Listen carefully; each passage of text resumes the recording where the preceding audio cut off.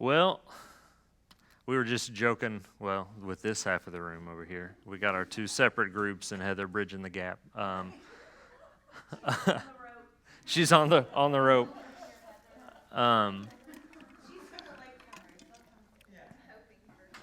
Hoping for friends. There you go. You're optimistic.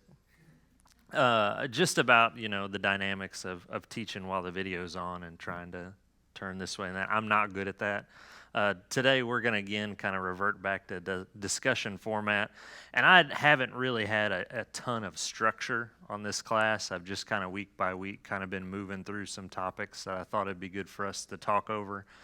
And in light of that, I want to kind of pick up where we ended our discussion last week, because I thought that we kind of crammed in a lot at the end, and part of that was a really good discussion to have. So I'm going to kind of bounce between really kind of a framework that seems a little rigid to a little more loose format in this class, and really I see that a lot as a function of how we are structuring our community groups in general. Like, we're laying out somewhat of a framework, but we're also kind of pointing out that in this, there's a lot of room to do this a little bit differently.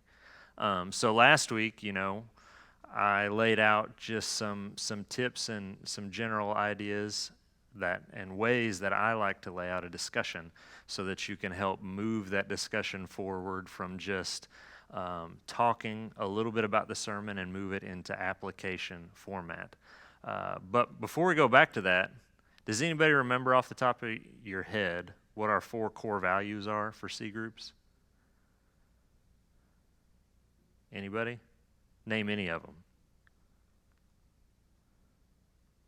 Application focused is one, so that's kind of what we were hitting on last week a little bit. That application focused, having a discussion. I see a lot of like, oh yeah, I should probably. I admit, I wasn't the best of it, but again, I can't reiterate enough. Like, I really like this book that Chris put together. And it's not just what he did, but he's talked to several churches that have done community groups a lot and done them well and kind of made this curriculum.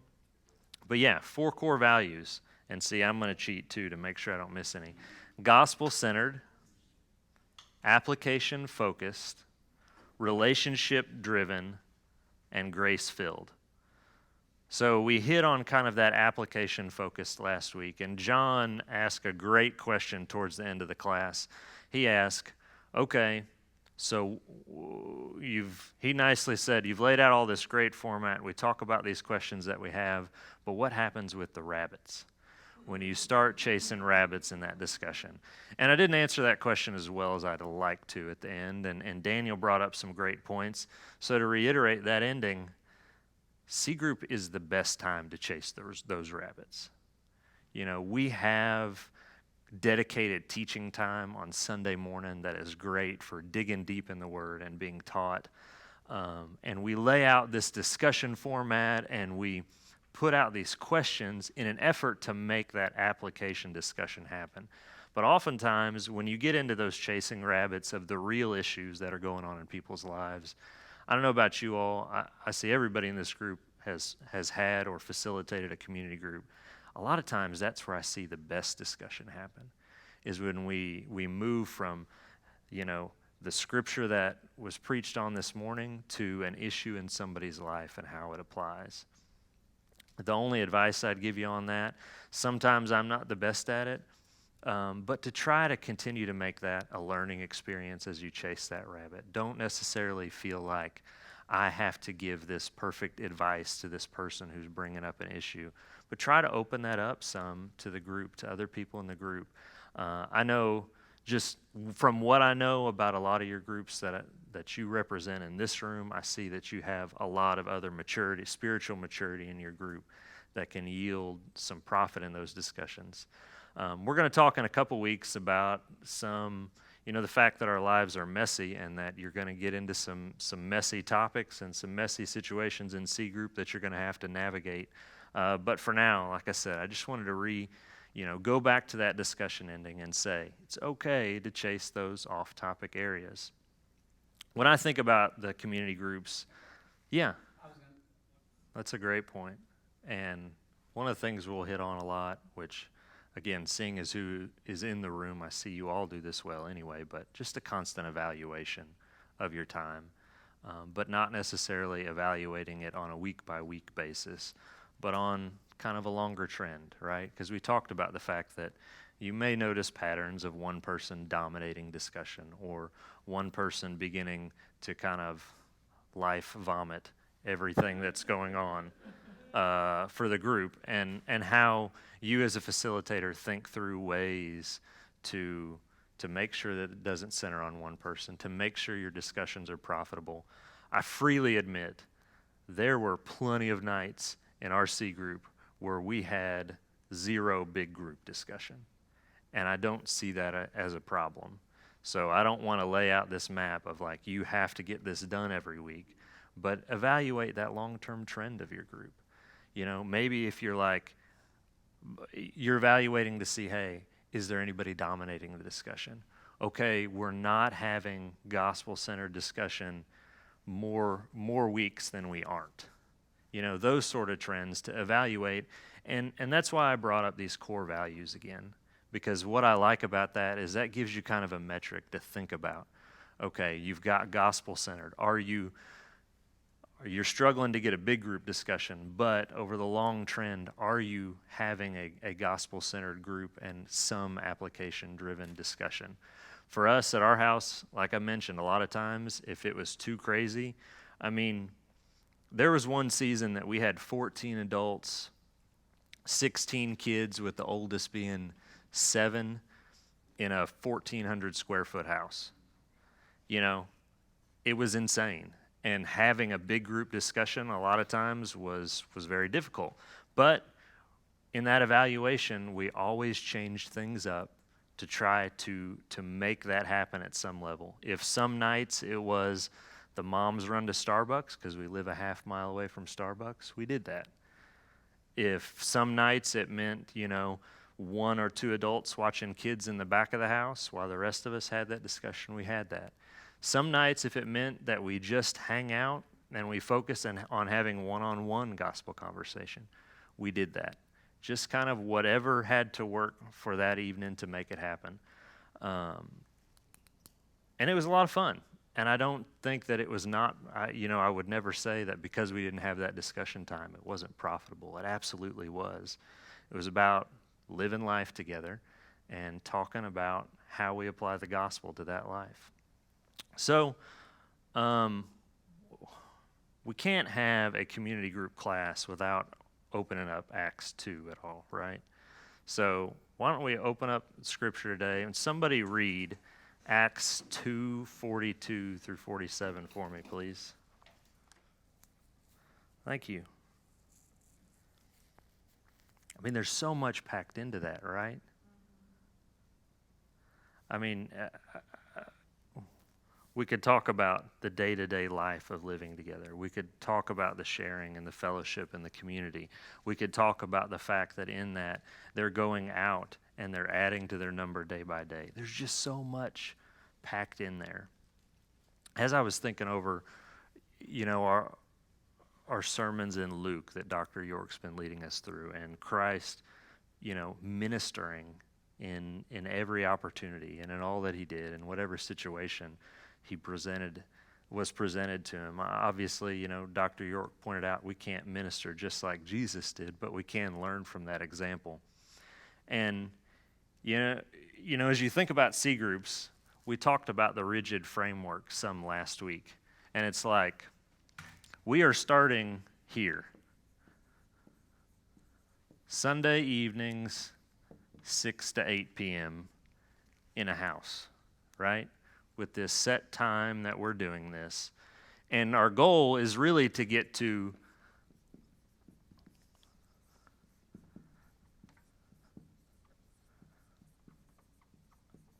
living a gospel-centered life together, right? So we're starting with the rigid framework of this is the time, these are the discussion questions. So we're going, how do you move from the set schedule to, really just living life together?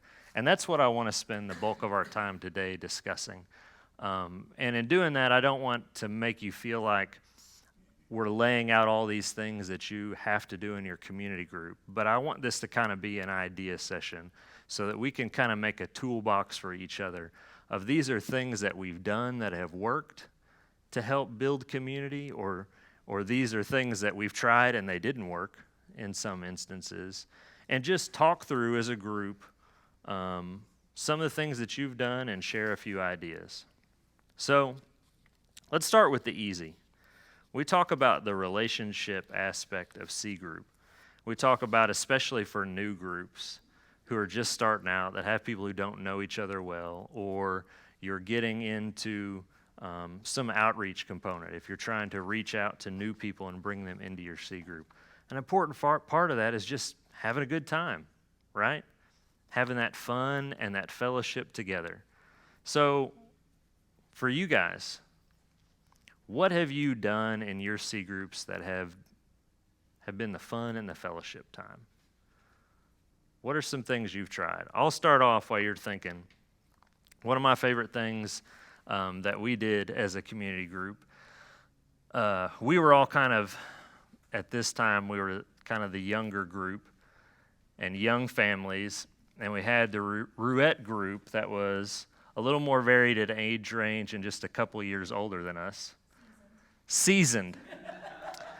So we sent them a very kind encouragement letter, something along the lines of, we appreciate your well-seasoned age and maturity. If you are able and willing, we would love for you to come play softball. We'll bring the Advil for you. And we sent them that formal letter to their community group, and thinking we were witty and we had them beat. And David Vaughn actually responded via a video message, which was an outstanding rebuttal, something along the lines of, we promise we won't hurt your feelings and we'll bring participation trophies for everyone. See you on the softball field. So we met and we played softball one Sunday night, and we had a blast. It was just a great time to hang out, to get to know another community group, and we just had a great time. And it was just a completely fun thing that we did, and it was funny the little things that we enjoyed about that, from getting together and writing a goofy letter and acting like we were all big stuff, kicking it to another C group. I don't know, did you guys have as much fun in? We made t-shirts. Oh, you made t-shirts. I forgot.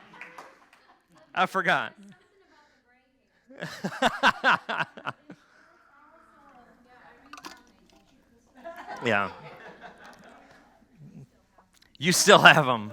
Yeah, they definitely beat us on that, but we had a really good time.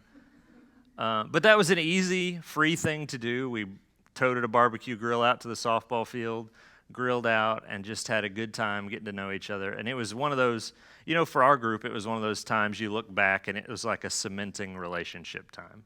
You really got to know each other just working and playing, and you got to see some people's vulnerabilities setting out of their comfort zone. We got almost everybody to bat on the softball field. So it was a really fun time. But what else? What have you guys tried? What's worked well? Well, but you bring up a really important point, and it's something that it took us a few years to learn, but the importance of even if you have a huge house and you have the ability to host it there every week, consider allowing opportunity for other people to host. Just because of one, it may push some people. Some people may like the opportunity to give it a try. For us, we always joked it's easier at our house. We don't have to mobilize our army to go anywhere.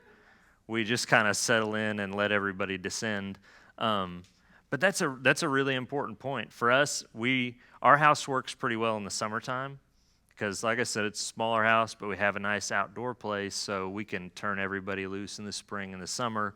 But we would rotate to somebody else's house in the wintertime where they had a little more room to let the kids spread out.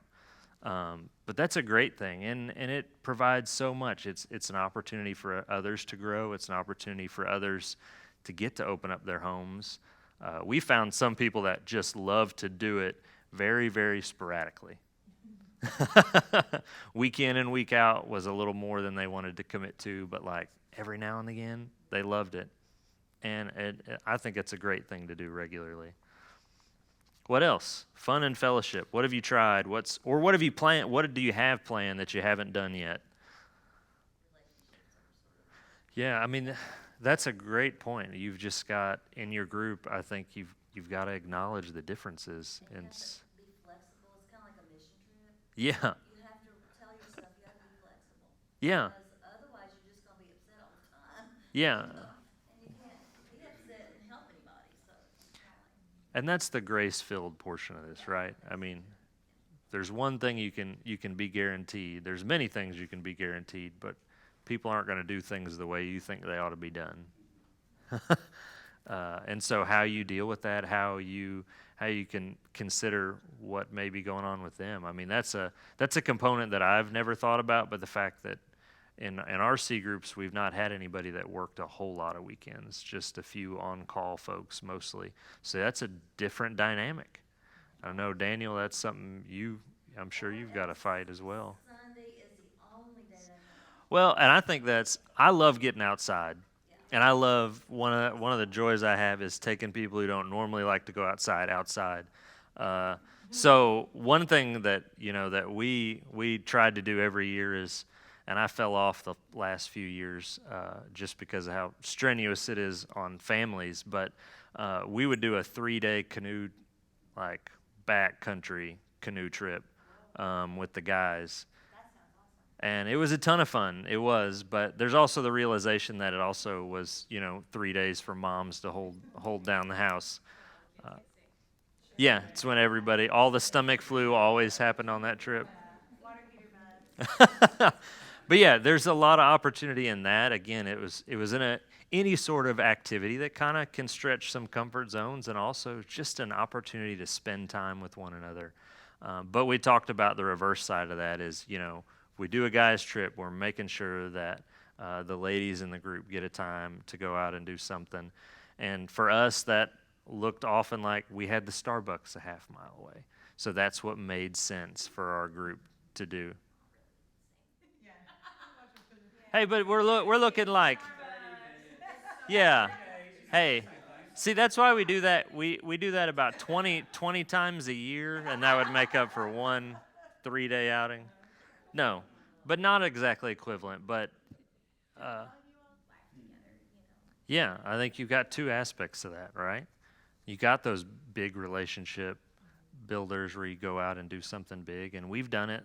We've done guys, we've done the ladies. We did do a full family outing for a weekend one time, and we had an amazing time.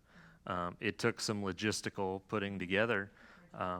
We went to Red River Gorge, and surprisingly, there are really large houses and cabins, enough for a good 40 people, some of them. And no, we didn't. If you have any state employees, that's a good idea. We've done that before. If you have state employees from October to March, you get half off the cottages. So we did that one year, because then you've got 3-bedroom. You could have 3 or 4 cottages half off for the weekend. Yeah, this was, and just for what we did, just to have honest discussion in here, there are times in our community group where we were the family probably with the most disposable income. There were times where we led our community group where we were the family with by far the least disposable income. And that's something I think you have to be acutely aware of, especially if you have more disposable income, of how people feel about that. For us in that situation, we knew we had some families that were really tight. So we did a closed folded piece of paper, said, pass this around the room. Everybody gets a card, and you say how much you would feel comfortable spending on a weekend away with your family, and we will go below that for the total cost. In that instance, we planned the trip out, and we did it. We made sure we ate all meals in the house. We cooked them ourselves. And we kept it well under that mark for whatever family's number came in the lowest. And but honestly, at the end of the day, we got a donation from somebody in the church who heard about our trip and said, hey, we'd like to cover it for you guys. I'm pretty sure that was within our community group, and that was their way of doing it anonymously. But still, I mean, I encourage you to give some of that stuff a try. Be conscious of the dynamics of the group, but don't be afraid to do something big like that. But in contrast, I think Heather brings up a great point, is that as we're moving from the Sunday night 6 to 8 to the living life together, you may only have a chance to do one big event a year or every couple of years. But it's the daily week in and week out of how are you interacting with one another? Are you seeing those relationships build? Can you do the little things, like going to have coffee with somebody? Early on, when we didn't have as many kids and we had a little more free time, we would make it a goal of having somebody over to our house to eat, somebody in our community group at least one night a week. That backed off a little bit further out with each kid, but it was a goal for us that we tried to do that. So just to have the big events that you all spend together, but also try to build those relationships in all the small ways. Absolutely. Well, shifting the discussion a little more that way, to something that I'm not very good at. I'll be open and honest with you about. Week-to-week communication. How do you facilitate that, and what works for you in terms of how do you communicate out messages? How do you support and encourage your group week to week? Anybody got a gift at that? We text. You text. Everybody that's Spanish has a phone. I don't know, it's. And I appreciate your honesty in that, and because that is the truth of it as a facilitator. And to give you some encouragement, I mean, we had community groups in our home for 7 years, and there were seasons where our community group would leave the house in better shape than they found it, and would take care of us more than we took care of them. There were other seasons we turned over groups sometimes, especially because it seems like in this age range in Frankfort of 25 to 45, there's a lot of job hopping.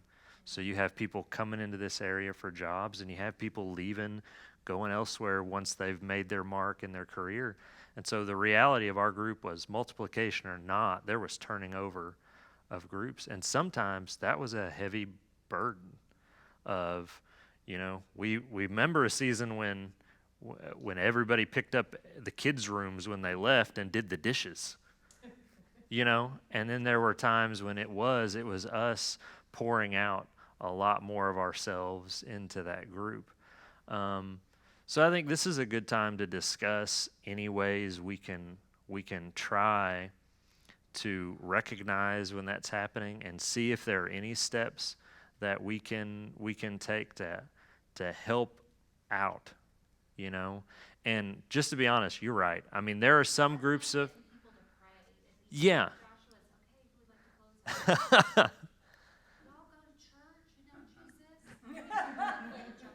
Yeah. And these are people I respect and love. And if they cannot, I mean, I'm being very judgy, but. No, I mean, that's a feeling, and you're not alone in that. I mean, if you voice it, you're not alone in it. If you voice it, then there are other people that have felt it. We have had that struggle with certain groups at our house. Yeah. Like you can't. Let me give 2 recommendations, and I fully recognize that these are not possible in all situations, but the seasons that we have struggled, the 2 things that I've tried to do, sometimes with success, sometimes not. But one, for us, I really recognize the importance of having an assistant facilitator of some sort, or a family. If I had a group that required more of our family than others, I tried really hard to have at least one other family there that they were our go-to, that they were the people that I knew that, hey, I could come to you with something. If I'm gone for weeks or months, can you take this and continue this ministry, this, heading this community. That's hard to do. Sometimes it was formal, sometimes it was informal. Sometimes, for us, that support had to come somewhat outside of that community group, depending on how it was. But, to really work hard to try to get that, at least if you're a family, a core family that can serve with you, alongside you in that. And you may have to just straight up call somebody out of another group to do it. And you can harass us. But yeah, it's, that's tough. That's tough. And to try to push people to encourage them to play some role in the group. I told you freely things I'm not good about. Remembering to text people during the week, I'm not that good at. I struggle with that. So for me, communication in our group, it would work better if I could find somebody in the group to assign that task to. And also the big struggle for me was being satisfied in how they completed that task, because recognizing it would be difficult, or it would be different from what I would choose to do. So can I give out a role of a communication person, that you do some of the organization of the group? Sometimes I would ask Heather to do that, and it sounds like you did that you still do that for your group mostly. For me, I think the book answer would be 10 to 15. The book answer would be 10 to 15, but the reality is that differs by every group, by every house, by every stage of life, right? 10 to 15 solid, regular. Yeah, right? the reality is some of you are going to have groups that you're going to have, if everybody showed up, there'd be 40 people. But you have a lot of irregular people. But we've had times where we've had 4 families and they were there every single week. It was a priority in their household, and that was different. So there's no right answer. I think part of that is for you as facilitators to figure out where that is. And we'll get to the multiplication discussion. We'll get there, and you're going to have to think about what changes that group dynamic too much. Obviously, if you've got, for our house, like I said, if we had 4 or 5 families come, and then they each have 2 to 4 kids, then that's a humongous group quickly, or it feels huge. Right. And I know you guys, that's the way with your group. Even a small group of adults feels huge. Yeah, that's your baseline. So that's a tough question to answer. It's going to vary by group and your capacity at both your home and really how well you can communicate and support each other and what stage your group is in. Like we just talked about, there's going to be seasons where you're going to go through tough things as a community group leader that you don't have the time or the ability to reach out and keep things rolling as much. There's going to be other times where everything in your personal life's going really well. You might have a greater capacity to do that. And that's okay, and that's part of this discussion, is that this is going to look very differently across the board. We're starting here, and we're figuring out how to get here. There may be occasions when... And that's an important thing as well to discuss, is the importance of you as a facilitator trying to fight through sometimes if your group is smaller. Don't view that as a bad thing.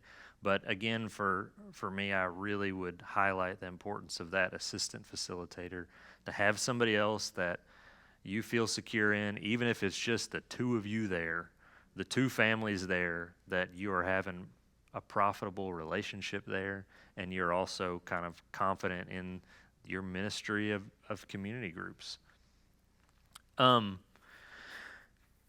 We kind of steered off the topic a little bit. That's okay. That's the point, right? I just started the lesson that way, so I can't exactly yank it back on topic, right? But communication week to week, encouragement of your group. I think it's great if you are an encourager, to do that, to reach out in the week as much as you can, to check in, even if it's 1 person a week. Sometimes, for me, I'm a pusher. took my, your personality test. I come out as on the disc as a dominant personality. It's all about getting things done. So that's my struggle. Is I just want to make lists and check things off of it. But so in the C group dynamic, one of the things that we tried with varying levels of success is, hey, all right, I'm going to set the bar this week that you guys reach out to one another at least one other person this week. Like we're going to check in next week. You need to have sent a message or called or done something for somebody else in your group this week. Because some groups, it happens naturally, some it doesn't. So can you push a little bit to make that inner relationship happen? Again, it's a little bit artificial, but it's kind of like we talked about in week 1. We have shifted as a society away from community. Some of this seems weird to some people, but can you encourage that week-to-week interaction, that encouragement, the day-to-day stuff, not just the big stuff? All right. Another aspect of this, service, shifting a little more in that direction. How do your groups do in terms of serving one another and serving in the community? Do you have any ideas, things that you've tried that have gone well, things that have not gone well? Are you or do you have a group you're not there yet? That you can't move beyond your present situations? Because you're going to have some families in the group that's going to be the reality, right? Initially, we talked about that evaluation and moving people along. You're going to have some people in your group that probably can't see beyond their own problems, and they may be that big at that time. But service-wise, what's worked, what hasn't worked? If we have prayer requests, No. we get to ourselves. I think that's a great point, is that, again, the purpose of a lot of this as we have these discussions is we don't want to feel like you as a C group facilitator, these are the things your group has to be doing to be healthy, But we do feel that. We all do, to some respect. I mean, if we get an email for a service opportunity in the church, there's a pressure of, well, if my group can't do that, then I better just ante up and feed the K-State basketball team or whatever comes up. And Building the building, the meal. There was times that's just Saturday to do it. yeah.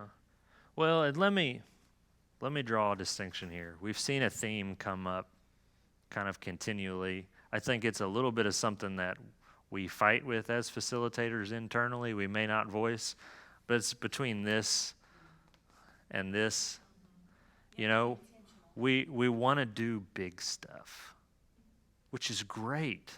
I don't want to discount that. We want to do the big stuff, the stuff that when the email message goes out, you want to be the C group that contributes in a huge way to whatever that need is, and that is a great thing. And if your group can do that, outstanding. But I don't want to glorify that too much, because a lot of what community group is the little stuff, right? The little day-to-day service that you do for each other within that group. And yeah, sometimes it's got to be taught of, can you recognize a need in somebody, in a brother or sister, and fulfill it? And it is frustrating for some of us who've, for me it's hard. I've grown up in church. Watching my parents, it was always very much, well, did you see so-and-so's going, well, we need to go do something for them. We need to bring them a meal. And to be in community with people who have never seen that lived out, right? So how do you be as an example? And so we do some big service projects to show as the example. But to me, part of the sign of the success is a lot of the little things, like you mentioned, of caring for the Vaughn's son. I mean, that's the real life living in community, not a structured event. When I think about some of the biggest blessings a community groups been to our life, it's like our community group people wind up being the people we call to pick up our kids when we can't get somewhere on time. When we're going to somebody else's soccer game. When you have, there are some families in our community group, one of them, I think we moved them 3 times. But that was also, I complain about it, but the reality is they were in a really tough situation. time after time, and it was a huge need for them to change up housing. So again, I'm walking a fine line, maybe not very well. The big stuff is great, and if you can do that, I think it's something to strive for, but don't get discouraged if you're not. Recognize the reality of where you are and the fact that the point of this is to go through the rough stuff together and to model that. And we're going to talk in a few weeks about what to do in the difficult situations that you're like, I don't know how I can carry on with this community group this way, or situations that arise in somebody else's personal life that you're like, I'm not equipped to deal with this. We'll talk about that in a few weeks. But next week, I think we're going to lead off and talking about signs of success. So we've talked about a little bit these kind of things that we can do in community to help foster that community. But what does success look like? How do we know if we're a healthy group? And that's a tougher question than you would think, right? Because it all looks different for everybody depending on your abilities. So I appreciate you guys having an honest discussion with me today, even though our group looks like is preparing for July 4th. I don't know. It's looking light out there.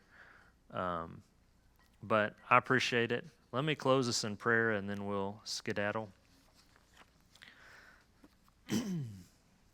Pray, Father, we just thank you for this day that you've given us today to worship you in your house. And I thank you for the community and brothers and sisters we have here at Buck Run, and for the desire of the people in this room to help continue to build and foster that gospel-centered community.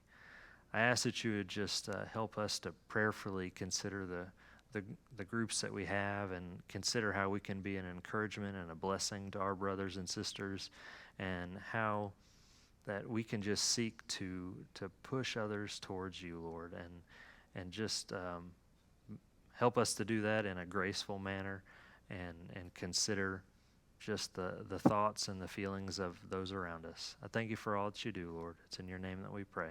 Amen.